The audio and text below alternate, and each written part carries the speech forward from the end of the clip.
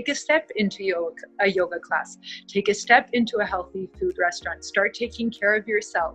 We've been a little bit neglectful of ourselves. We've been pretty abusive to our bodies, most of us, not all of us. And things are shifting a little bit, and we have to take care of ourselves so then we can start taking care of the people around us.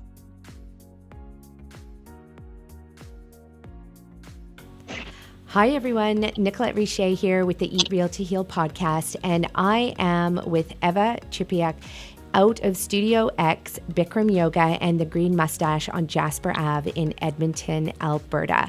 So Eva is one of our incredible franchisees who decided to go out on a limb. She is a lawyer as well, that's lawyer by trade, but she decided to open up a yoga studio and a Green Moustache, and now that's what she is doing. She is bringing the love of breath work, of stretching the body and moving the body, of healing and mindfulness and meditation, alongside the beautiful gifts of a plant-based, whole foods, 100% organic lifestyle and diet.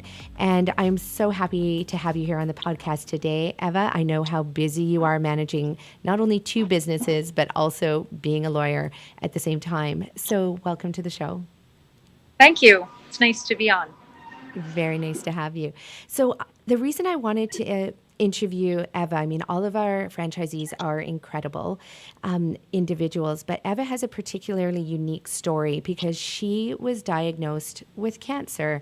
And that, I imagine, was part of the reason, and I know that it was part of the reason for you wanting to bring health and whole food healing and yoga to the world as well. Is that correct? 100%, yeah. Nice. So do you want to, can you share that story? Let's start with the being diagnosed and what that looked like leading up to that. What was that experience like for you, and how did you even know that you had cancer? Sure. And it's funny, I just mentioned it in class this morning. So what happened was I was working, doing my busy day-to-day, 9 to 5, 9 to 8, 9 to 9 legal career, and everything was going just fine. I was introduced to yoga, so I started really getting a little bit more regular with my practicing almost daily at this point because I was enjoying it so much.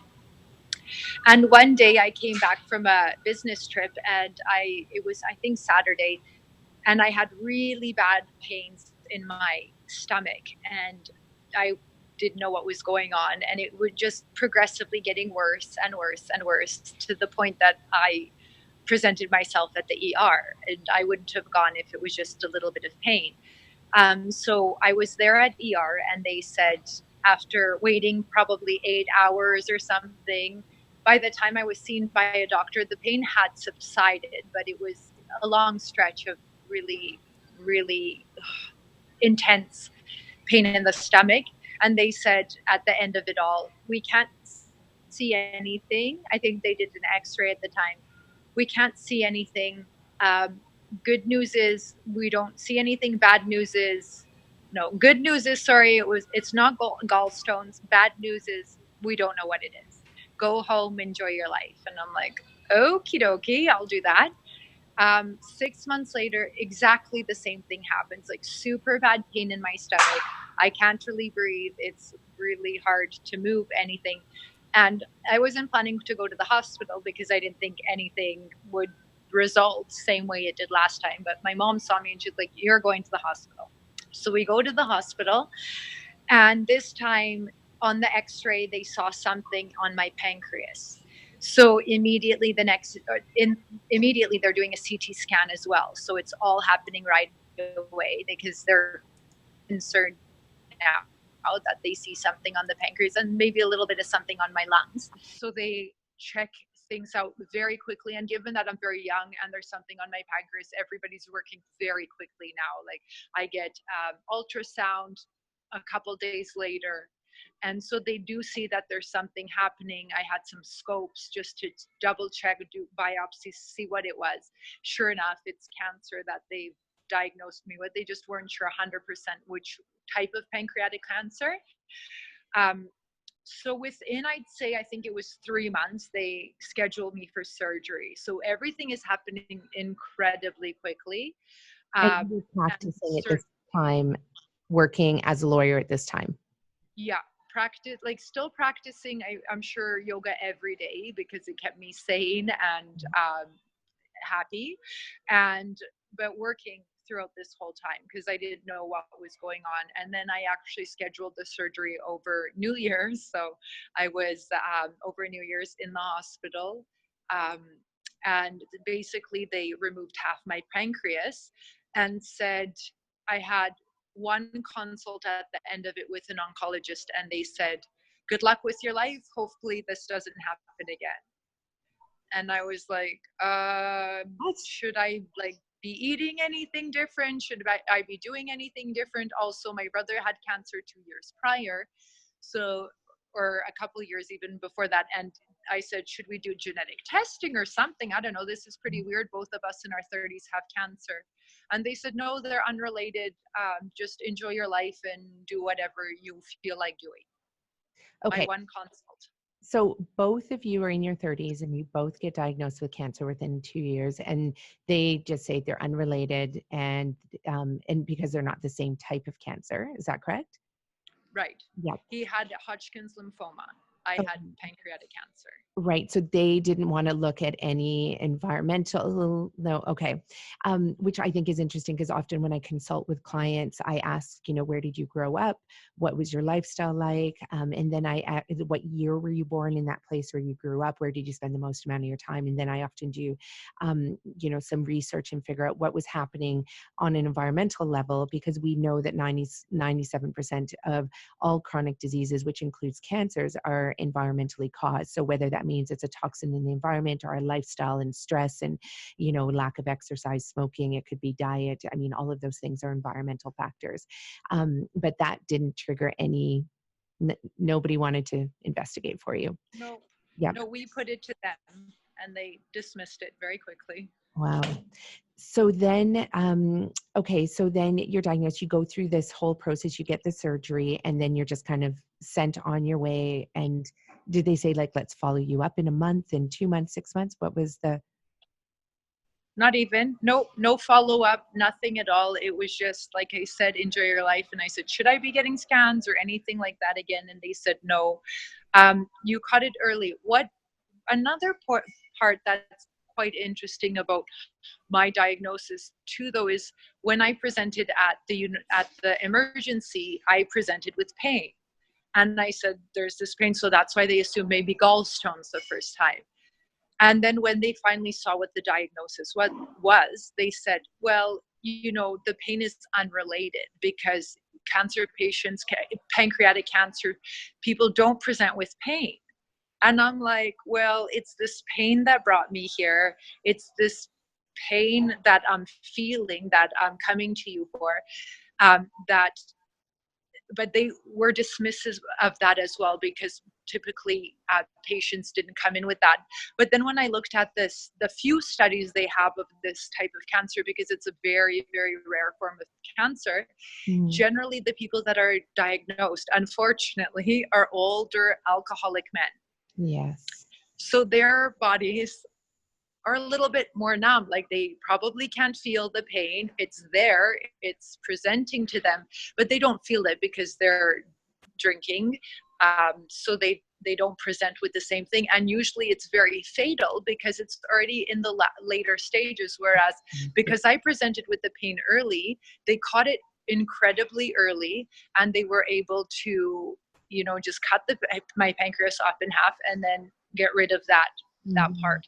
So that was one thing that frustrated me so much. I've never had that pain again in my life since I had the surgery, but that was where things in my lifestyle, I decided to change a little bit. I obviously recognize the benefit of yoga and how it makes me in touch with my body, because it was when I was practicing regularly yoga that I felt that pain, and I was able to hear what my body basically was yelling at me, that there's something wrong in my body. Yeah, that is incredible that you did look at, a lot of people dismiss those things. So they would take painkillers, they would, go sleep it off. They would, try and do anything. They'll to avoid going to the doctors, to avoid going to emerge. And then, you also have people who run to Emerge and run to their doctors with the slightest bit of pain. So I imagine that for people who are reading this, that are listening to this podcast, that they might say, oh my gosh, I've had pain like that. And, could it be cancer? There, and, we have 1 in 2 people now being diagnosed with cancer in North America. It's an epidemic, and it's an epidemic that we're not talking about from the preventative side and the treatment side, other than the chemosurgery radiation. Thank goodness. I mean, the new Canadian Food Guide just came out today, and they've actually taken dairy off of the food chart, which is amazing. They've also said that a plant-based diet is the way to go to prevent health and maintain health as well, and to prevent all of these chronic diseases. But and I've seen it in so many cases. We had another podcast with a woman who had a diagnosed brain tumor, and they just said, "Yeah, we don't need to see you. Maybe come back in a year," or something like that, just very nonchalant. And when she came back in a year, then she came in with like excruciating pain. She was vomiting. She was had 7 days of this, and she could not even get a CT scan. And they just looked at her and said, "Oh no, we think it's something happening in your inner ear. It has nothing to do with your brain tumor." And they refused to scan her, and she would have gone home and died. So, and so what they found out actually is that because her husband said, "No way, we're going to pay for the MRI ourselves. We're going to go figure out what's happening inside your brain." And they came back and immediately rushed her to surgery because her brain tumor had doubled in size.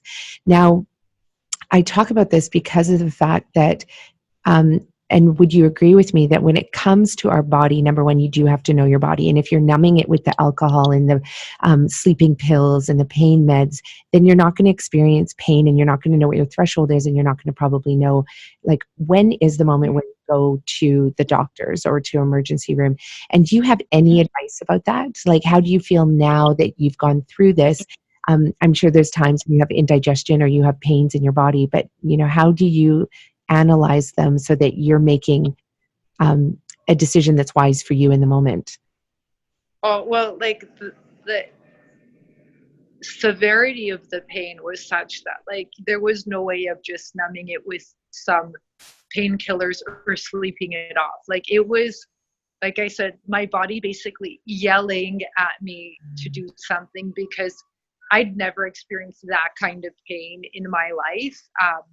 Sure, I've had indigestion and things like that before, but this was on a different scale. And the second time, I was hesitant to go only because of how dismissive the medical system was the first time with that kind of pain that I was in the first time. I couldn't drive. It was basically I was immobile. It was hard to breathe. Mm-hmm. And yet with those kind of symptoms, they're like, "Well, there's nothing wrong with you, just go home." And it did clear up after a good 12 hours, but it was 12 hours of really, really intense pain. Mm-hmm. And so the second time when it happened, I did question myself about going to the hospital, because I said, they're going to do the same thing they did the first time. There's no point to go. It'll just go away in 12 hours or something. I'll be fine.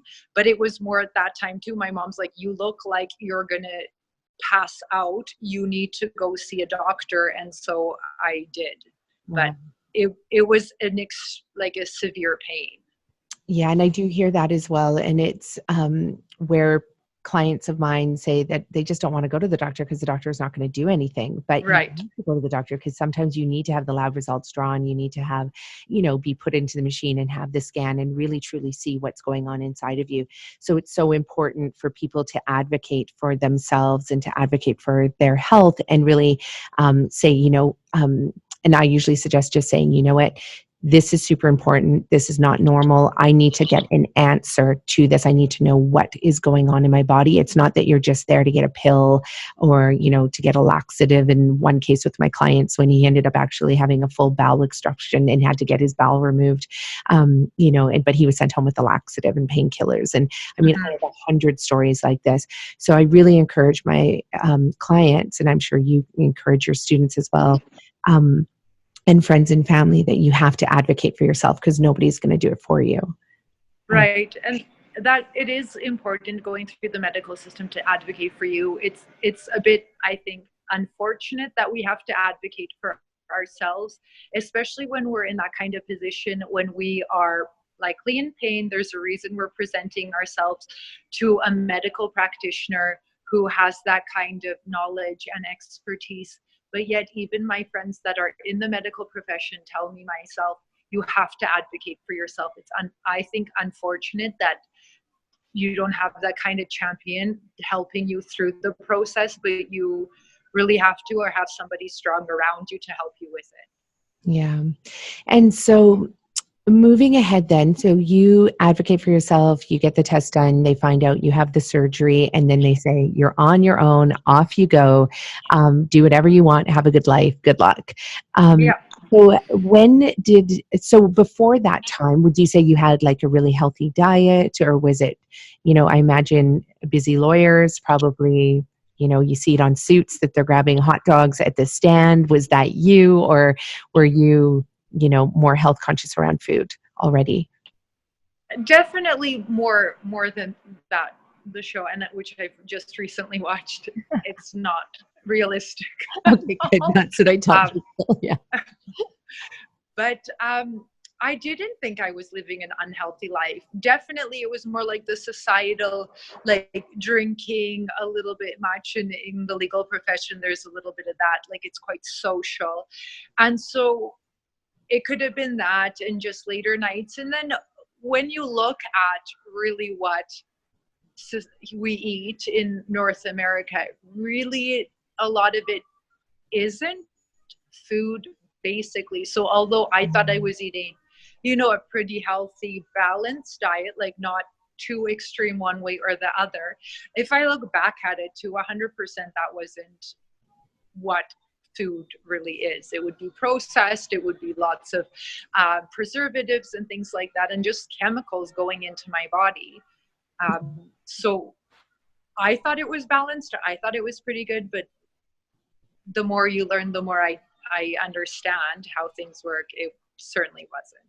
Right. And that's, I mean, it's a transition for everybody, and it's an evolution when it comes to understanding food, because the marketers have been incredible at, tricking us into believing that, the classic saying is that vegan, organic, gluten-free Oreo cookies are healthy. Right.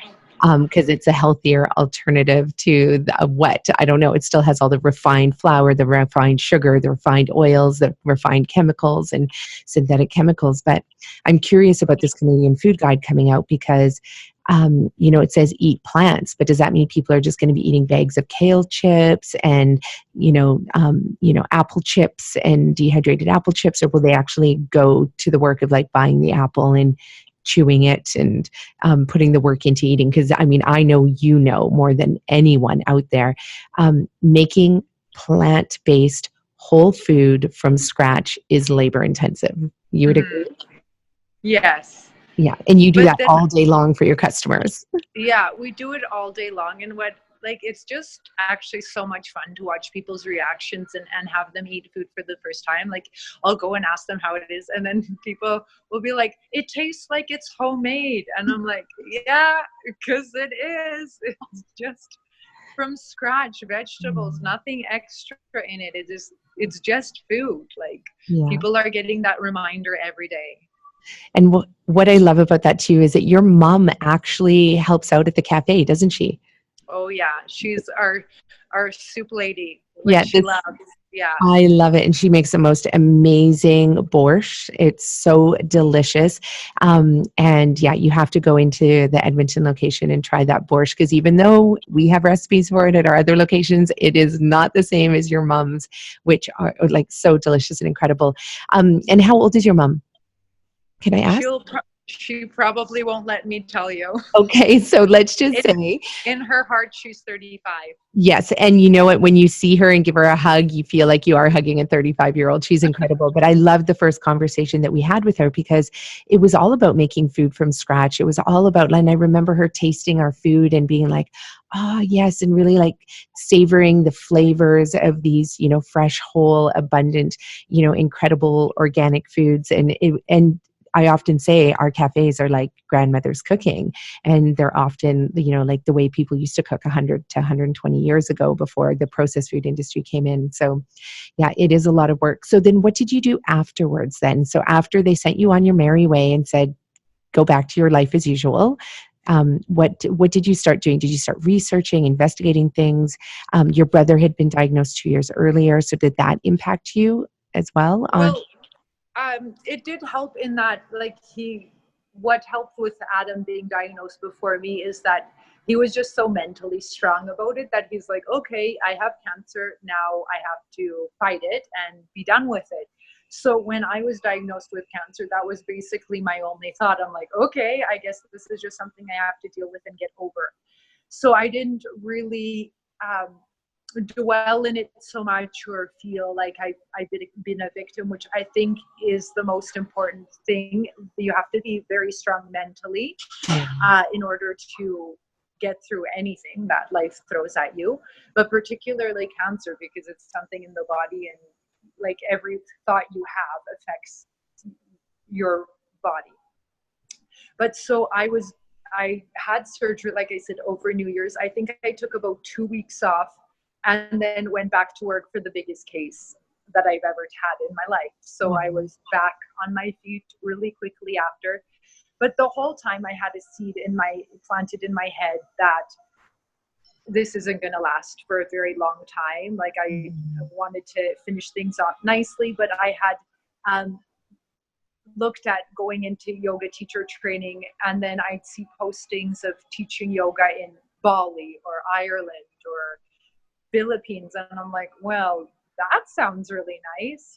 So, and I thought, like, that's the way I'm going to be able to focus on myself, take care of myself, and just not worry about all these other things that, really aren't as important as my own body. So I worked through, I think, at just over a year. And then after a year or so, I quit my job and I decided to become a yoga teacher and travel the world, which I did for 4 years, traveled out of a suitcase basically, and hopped around the world. That is amazing.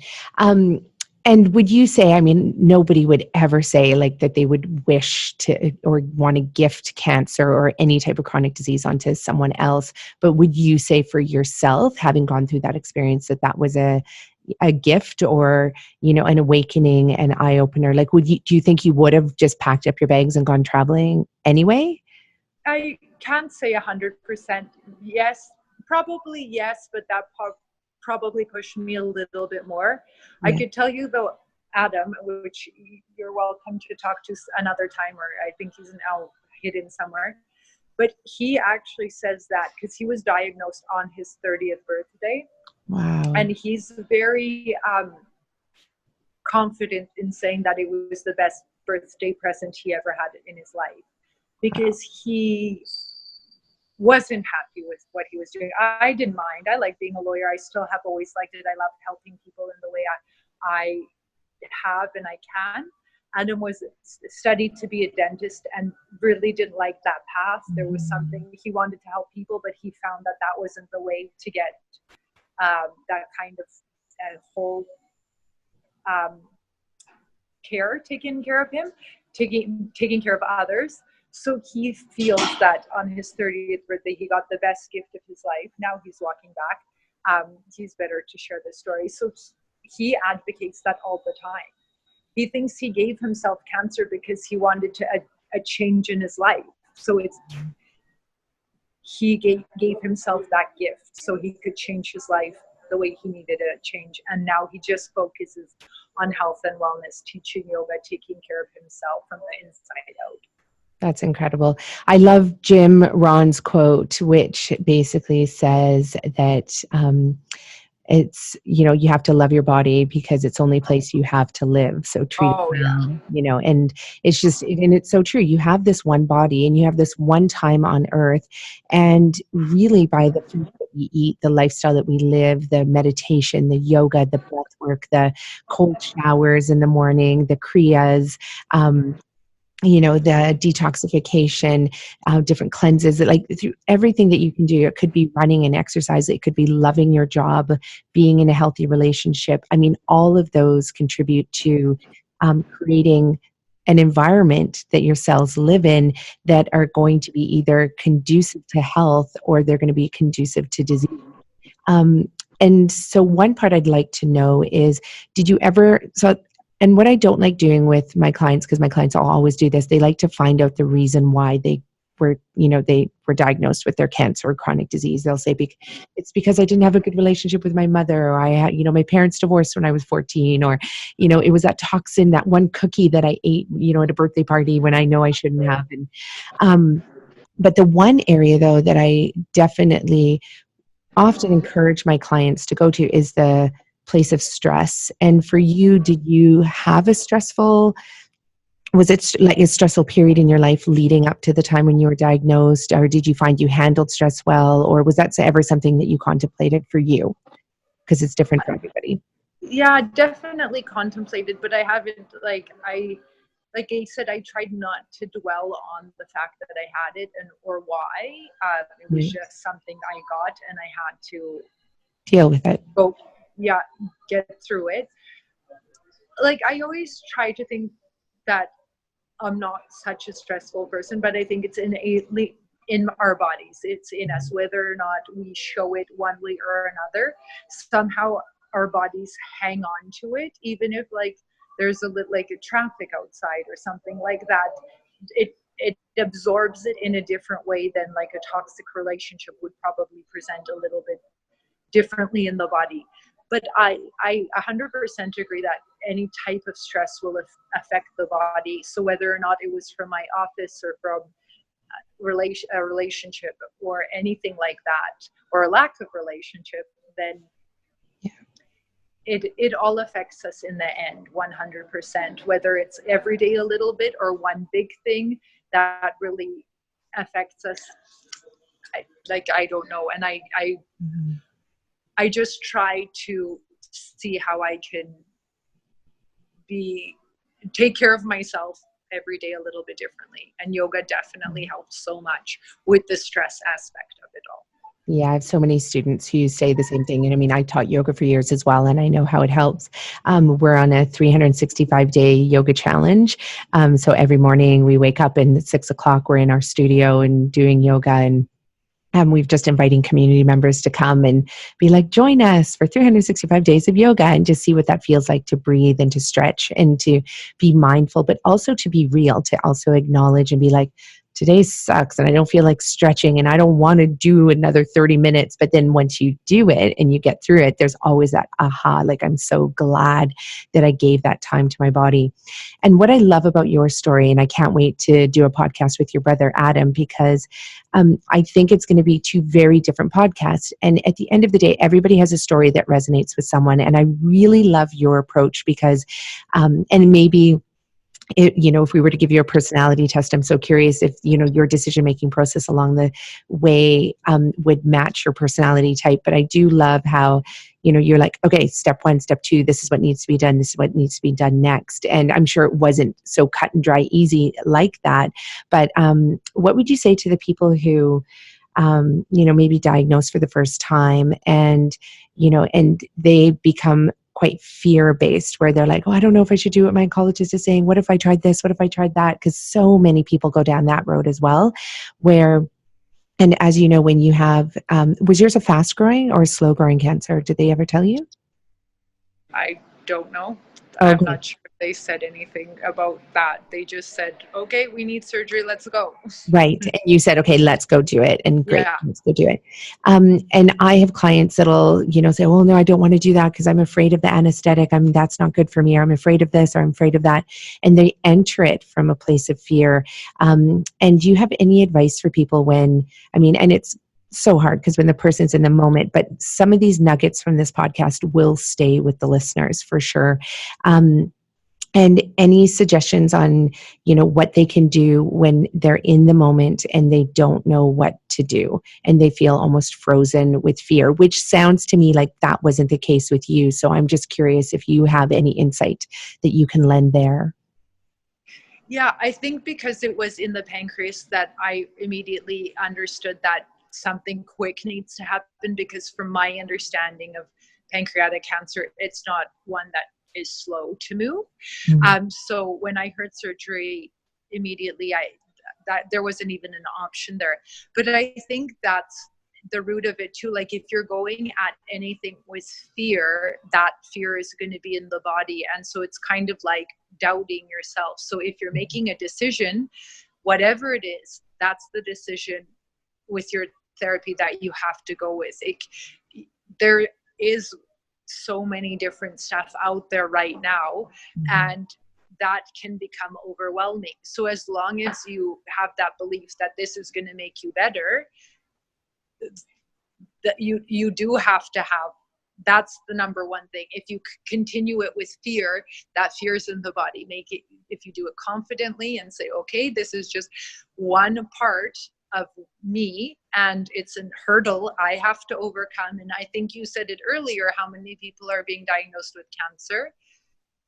Like, unfortunately, like you said, environmental impacts, whether they're food or otherwise, are really affecting us. And it's not just one person anymore. It's really a large portion of society. And take it on with confidence and have that in your body. I love that. And it's exactly what I tell my clients as well, because when they come to me, they're obviously coming to me. A lot of them are coming to me because all other options haven't worked, because I work with people who have advanced cancers, or where they have cancers that just aren't treatable, or they have chronic diseases where, they're like, surgery is the only option, or, staying on these meds that make me feel terrible are the only option. And I have to say it, like, when they come to me, and the minute I sense that there's fear, like, is there enough protein in my food? Or is there enough, fats in this plant-based diet? Or, what about the carbohydrates? I heard those are bad, or I shouldn't be drinking juice because there's so much sugar. And a lot of these comments, I mean, they're just coming from things that they heard, and I get it. But you feel the difference between someone who goes, okay, you know what? I'll drink the juices every day. I will, do the detox every day. I will eat the fruit every day. And they're super confident with it. And I see such a difference in people when they approach their healing out of a place of confidence, where they take the fear, and I mean, the fear is going to be there, but they actually, it's almost like they pick it up and park it over here. Yes. And I'll visit you later. Like, once I go through this healing process, I'll come back and visit you and see if you're even welcome back into this body. And so, and I love that advice that you give. No matter what you do, it doesn't matter what it is, just face it with confidence, and that it's going to be the utmost right decision in that moment, that's going to help you and heal you. Now, what was your mom going through at this time? She just had 2 kids in 2 years. How did she get through that? Like, what did she do? Well, she still has a hard time believing that I had a cancer, because I think it's just hard for her to understand that and like face it, because I think more than anyone, she takes more blame for it happening, because she's like, well, maybe it was something that I fed them or what I did. So like although she did never 100% really acknowledge that mine was cancer, she was like, you had surgery. And right. Okay. But like, I remember the first day when I actually finally told her, because I did all the testing on my own. I didn't want to stress her out until I knew for sure. She came back from like Planet Organic with the most random selection of things from the store. Like a bar of soap, a root beer, 2 apples. And I'm like, okay, thanks. So she's like, we're going to fight this. I'm like, okay. Yes. So, yeah, bottle of organic root beer and a couple apples. I love it. Yeah. And a bar of soap. Yeah. So like random things she saw at the store. But like, I think she recognizes too that like our paths are a little bit different for Adam and I. There's like, we say there's a reason that we were both diagnosed with cancer, had cancer in our 30s, and now are focusing on health and wellness. Obviously now we see it now every day, now that we've been finally been able to open up this beautiful space for people are like so happy and thankful that we've been able to provide them with this kind of place where like we come in, greet them with a smile, and people come in, sweat it out, eat something healthy, and they leave feeling like they've done something good for themselves and for their body. And they're like, thank you for this space, you guys are so inspirational, so great. That like constantly we hear this. And like, so everything that led up to this, there was a reason for it. And that's my belief in why it had to happen the way it did. Yeah, and you're not just helping yourselves, like you're not just focusing on your own health, you're focusing on the health of the community by opening yourselves up and creating that yoga space and creating the Green Moustache and, you know, the cafe that serves all that healthy food. I mean, you really are helping so many people. And do you have people who come in, like I know you talked about it a little bit at the beginning, but you have people that come in who like really do not eat this way, but they're willing to give it a try? A little bit, yeah. Like certainly there's people that come in, eat, and they say this is the only place that we will eat out, period. But then we do have people coming in trying things for the first time. Today, actually, it was funny. There was a lady that came in and she's like, I'm buying for my boyfriend because he's not feeling well. And I suggested, which I often do for people that are a bit sick, immunity tea. Mm-hmm. And I think it's so delicious and wonderful. So I gave it to her. She smelt it and she's like, he's going to hate me for this. And I'm like just that mindset to me is so interesting. Like, number one is she's doing such a great thing. She's going out, getting healthy food for him to take care of him. And then for his reaction to, like, she's concerned that he might not appreciate that kind of flavor or something like that. I was like, this is the best thing. If he's under the weather, this will certainly help him clear things up. But yeah, it's funny to see how people react to food and react to, you know, I don't know. I'm there to provide, and how they accept it is up to them. Yeah, I find it so fascinating. I would just, even sometimes I think like I'd love to video record, you know, people coming up and having their first experiences with this kind of food for the first time, or the families that come in. I had one family, I remember when I opened the first location, they were a family of 5 and they ate in our store over the 7 days, 21 times. So every single meal. And they said to us, they said, they'd been coming to Whistler for 17 years and never once had they ever eaten out in a restaurant. They would always go buy their organic groceries, cook it at home, go skiing, you know, pack their lunches, haul them up to the top of the mountain, and that's just who they were. And then I remember having this one guy who came in and he, you know, definitely wasn't one of our avatar, you know, marketing customers that we would have drawn out.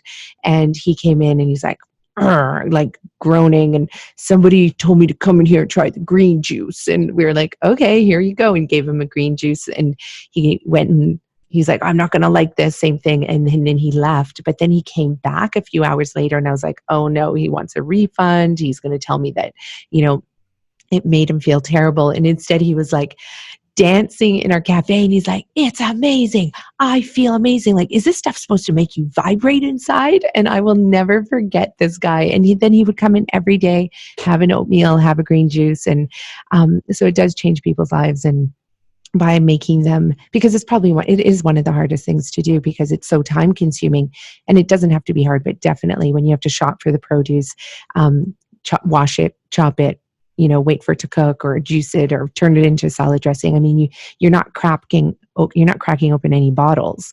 You know, there's no can opener. There's no, you know, bags that you pop open and just whip things together. There's no microwave. So it is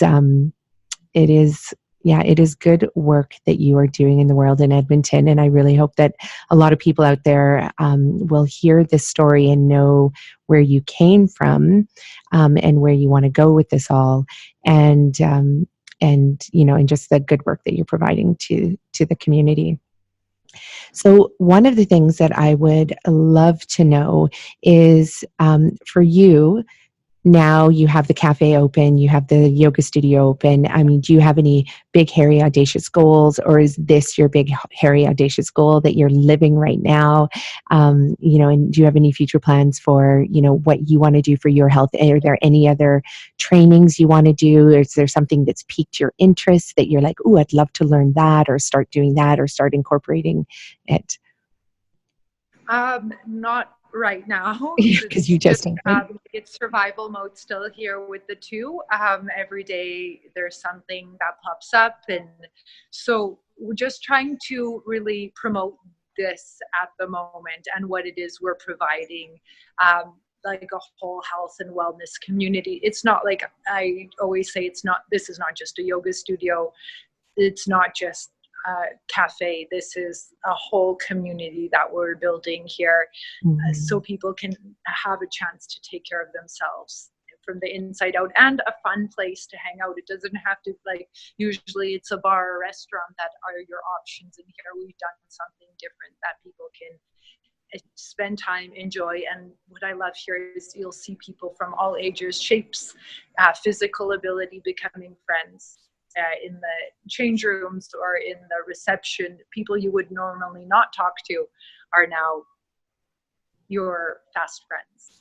Yeah, and I saw that when I was out at your location, and just the people who came from far and wide, and that, it definitely feels like you're living out your big, hairy, audacious goal. But you also go beyond just having the yoga studio. Like, you are creating that health hub, but you do additional events there too. Like you did some stuff over Christmas and New Year's. Oh, well, we had the hottest New Year's party in Edmonton. We had a yoga class at 10:30, ended at midnight, and then we celebrated outside with some kombucha, healthy, delicious snacks, and we danced here with kombucha by our sides till like 2 a.m. It was great. That is an amazing way to bring in the new year. I love it. I love it. So, to wrap things up here, because I know you are a busy lady and you have two businesses to run. What are some parting words that you want to leave for anybody out there who, and it could be really in any realm. So it could be with starting a business. It could be if they're diagnosed with cancer. It could be with if they, have never done yoga before. I mean, any 3 bits of advice that you would love to give to people, that they can hang on to, from Eva, from StudioX and the Green Moustache, and that will entice them to turn 2019 into an amazing year of healthy abundance. Well, my one tidbit of advice is, and it's sometimes hard to hear, but everything always happens for a reason. Like, question it all you want, whether or not that's going to change anything. I think we know all the answer to that, but everything is meant for some kind of purpose. Like, I would never change anything in my life. It's every experience it has made me.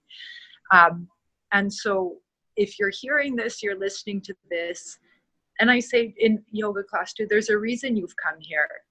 Maybe your friend brought you here. Maybe you heard about us on Instagram or whatever it is, but there's a reason you're here. Something drew you here.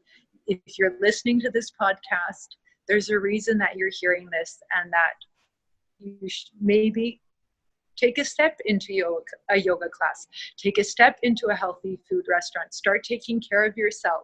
We've been a little bit neglectful of ourselves. We've been pretty abusive to our bodies, most of us, not all of us. And things are shifting a little bit, and we have to take care of ourselves so then we can start taking care of the people around us. Yeah, so we can start taking care of each other. I love that. That's a really good piece of advice. And I go with that as well. And you reminded me actually of when I had come back from India, it's like over 20 years ago, and a friend called me the next day and I was jet lagged, and she said, "Hey, I have climbing passes. Do you want to go learn how to boulder and climb at the local climbing gym?" It was the Edge in North Vancouver. And I remember saying, I don't climb. Like, I'm not going to go start climbing, and I'm jet lagged, and I'm just going to go like back to bed and go back to my life as I knew it before. I mean, obviously India did change me in so many beautiful ways.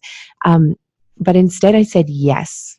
And I went and I climbed that day. It was only a 2-hour class, learned how to belay, and that sent me on a trajectory of climbing where I didn't stop climbing from that day onwards. And I climbed every single day for 2 years. My body changed. Like, I couldn't believe that my body could look like that. And it all came not from going out and running. It didn't come from doing diets. It didn't come from any of that stuff. It really became so strong and muscular just for showing up and doing something I loved doing every single day. And I'd totally forgotten about that. When you just, you have that little sign for some reason, like maybe it was just that Instagram post, and that can absolutely change your world and change your life. So I do want to interview your brother, and we're going to do that at another date, because I know he has a whole entire different version of his own experience of being diagnosed and going through treatment. And I want to share that story with the world as well. I know my husband got to spend a lot of time chatting with him about that, and he was so deeply moved by his story, just like I was so deeply moved by yours as well. So thank you so much, Eva, for being here on the Eat Real to Heal podcast. If anybody wants to know what it means to eat real to heal, it truly means just returning to an organic, plant-based, whole foods, real food, unprocessed, unrefined lifestyle. It's not about doing a diet, but we encourage you with our book. We walk you through doing it just for 5 weeks. And it's our way of tricking you into creating good habits. If you can stick to something for 3 weeks to 5 weeks, then chances are you've turned it into a positive habit that you're going to want to hang on to. So get a copy of our book, Eat Real to Heal. You can buy it. Do you have copies at your cafe still? Yes, we do. Okay, great. So you can pop into the Green Moustache in StudioX on Jasper Ave in Edmonton, Alberta. Pick up a copy. You can order it online as well.